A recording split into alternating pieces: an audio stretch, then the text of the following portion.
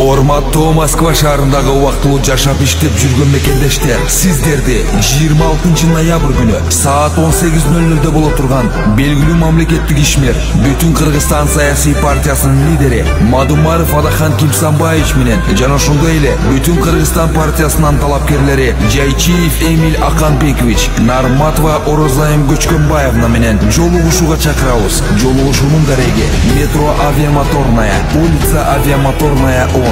Байланыш үчүн телефон номерлар 8985 696 97 10, 8960 641 0098, 8925 183 85 20, 8985 951 31 56. Бүтүн Кыргызстан номер 2.